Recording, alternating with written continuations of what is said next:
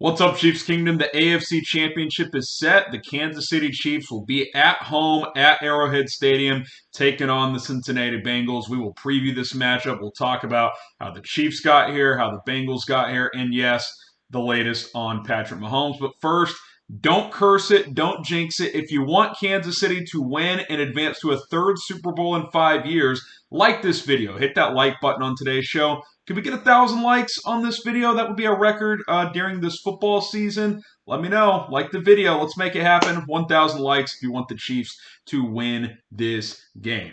All right. Final just a moment ago. Cincinnati hammers, and I do mean hammer, the Buffalo Bills, 27-10 in Buffalo. I mean, this was a very, very impressive performance by Joe Burrow and the Cincinnati Bengals. Just looking at some quick stats from that game before we preview this matchup. Burrow, very efficient, 23 of 36, 242, and 2 touchdowns. Joe Mixon ran for 105 yards and a touchdown. Jamar Chase and Hayden Hurst each had touchdowns as well. And they were able to limit Josh Allen and the Bills to 10 total points. Allen, 25 of 42, 265 and a pick. Did rush for a touchdown, but he not nearly good enough as Cincinnati's defense came up big and the offense was just very, very efficient. It's going to be a tough task. This game is going to be a tough task for Kansas City. We do have a kickoff time next Sunday, 5:30 Central Time. It'll be the late game. The winner of San Francisco and Dallas will travel to Philadelphia to face the Eagles in Philly at 2 o'clock Central Time. So we will know who the NFC Super Bowl qualifier is when this game gets going. So Chiefs, Bengals in Arrowhead this Sunday at 5:30. And some initial thoughts is Cincinnati's the real deal, man. I mean, last year people wondered, was it kind of a fluky run? Obviously, the Chiefs kind of blew it in the AFC Championship game, but they've come back this year and this team's here to stay. I mean, this is going to be a team that Kansas City is going to have to deal with for a while, starting with this week at Arrowhead Stadium. So, we've got some keys to victory, but first, let's get to a Patrick Mahomes injury update.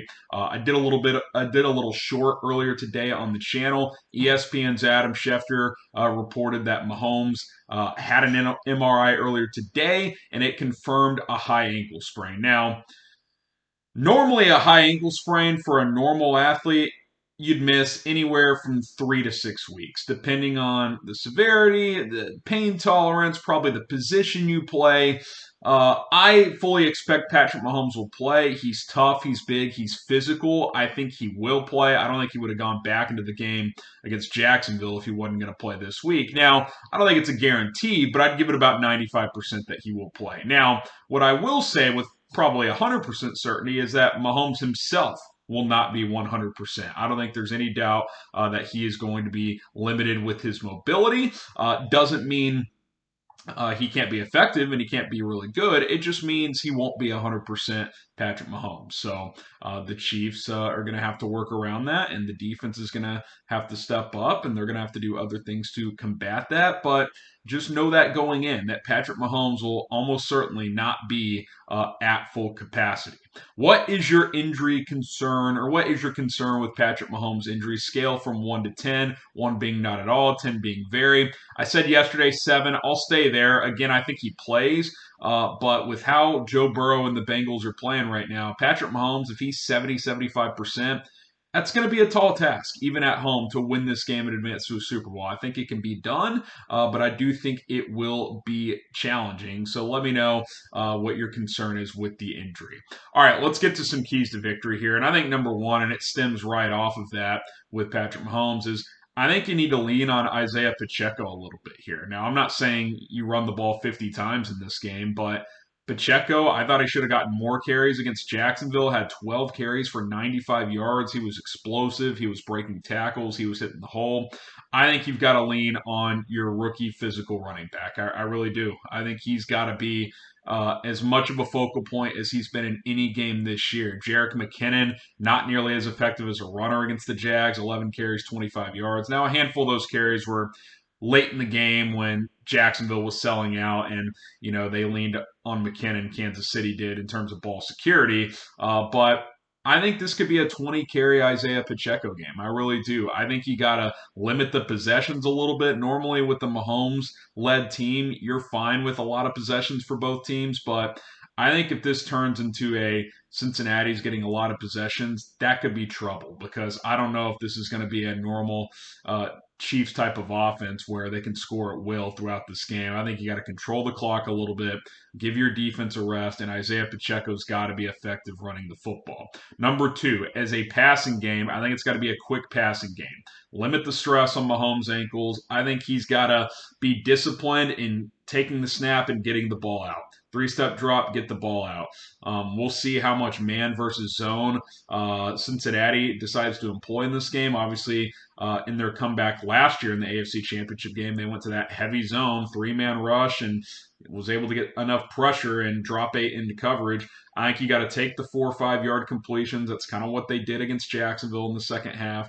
Mahomes had 22 completions for 185 yards, not a ton of big plays. And, when those opportunity comes, take advantage of them. But he's going to have to live in the pocket and deliver the football. We saw Travis Kelce have 14 catches for 98 yards. It's only 7 yards per catch, but guess what? If you're getting 7 yards of completion, you're going to be moving the chains as long as you're playing penalty-free football. So I think it's the quick passing game. Kelce, Juju, Tony, Kadarius Toney, getting him in space in this game is going to be something you'd like to see. So keep that in mind. All right, key number 3, and all these kind of work together, these first 3 games or keys. Andy Reid and Eric Bieniemy. I think you got to exclusively live in the shotgun to protect Mahomes' ankle. When they went under center with Mahomes dealing with that high ankle sprain, he was hobbling heavily to hand the ball off. And I think it's because you're crouching over to take the snap and then you stand up and it's too much stress on the ankle in that area. I think he's got to live in the shotgun.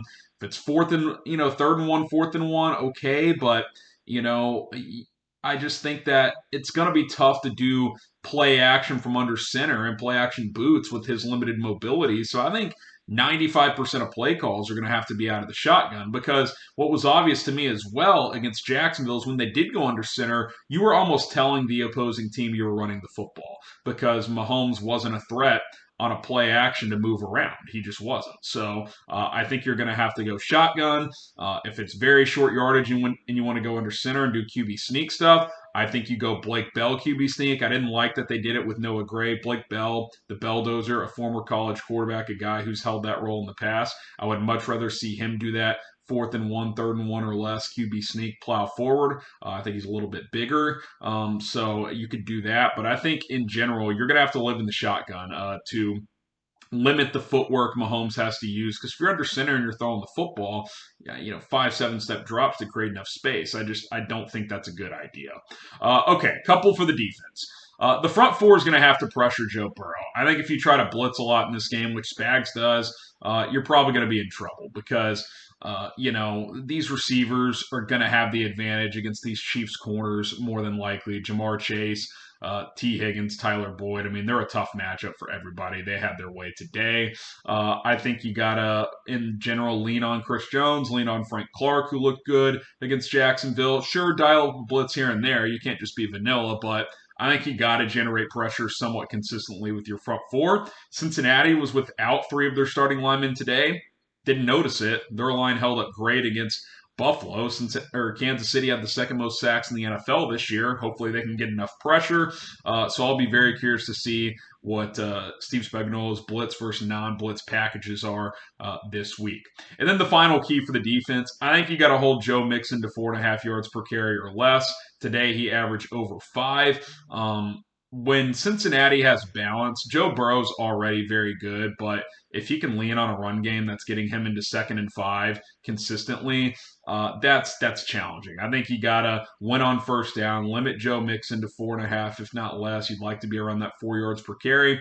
Making Joe Burrow beat you doesn't mean he can't. He certainly can, and has a lot this year. But anytime that an elite quarterback has a good running game to go with him, it just makes it that much easier as a quarterback. So there you go, some keys. lean on Pacheco, quick passing game, exclusively shotgun for the most part.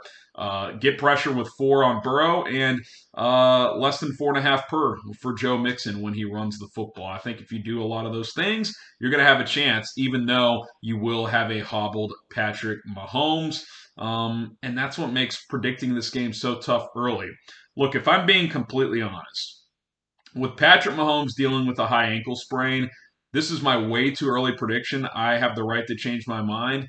I would probably give Cincinnati the edge. And I know people in the comments, oh, you're a hater. You don't believe. I do believe. I'm not a hater. I do think this team can win this game. But as we sit here at this exact moment, knowing that Patrick Mahomes has a high ankle sprain and Cincinnati's firing on all cylinders and has beaten the Chiefs 3 times in a row, I will lean Cincinnati 27-24, 31-27, something like that. I think the Chiefs can win this game. I might change my mind depending on the injury updates we get throughout the week, but I do think it's possible that for the first time in a while, the narrative is going to be the Chiefs and Mahomes are an underdog. And guess what? Maybe that's a good thing. Maybe if teams start counting the Chiefs and Mahomes out, the narrative can be flipped because I think Cincinnati has lived off of that for well over a year now. We heard that today, Jamar Chase said that Joe Burrow is disrespected. He doesn't get enough love. Well, they're going to get a lot of love this week, and a lot of people will pick Cincinnati. I can assure you that. So maybe Patrick Mahomes puts on his Superman cape and says, yeah, you want to doubt me, which I'm not doubting him. I just think with him not 100%, he's going to have to get some extra help this week, and that's tough. That's tough. A lot of the time he's covering up for some Chiefs weaknesses, and those weaknesses are going to have to be tightened up if they're going to advance to a 3rd Super Bowl in 5 years. We will have more updates throughout the week, so be sure to subscribe to the channel. Drop your early score predictions down in the comments. We might even do a kind of a second preview later on in the week when we get closer to Sunday, so stay tuned for that. I'll go 31-27 Bengals again. I reserve the right to change my mind, and I probably will change my mind depending on the information we get throughout the week. Be sure to subscribe, though, and get those score predictions down below. I'm Harrison Graham. So long. We'll be live tomorrow, 4 o'clock Eastern, 3 Central Time. Until then, go Chiefs.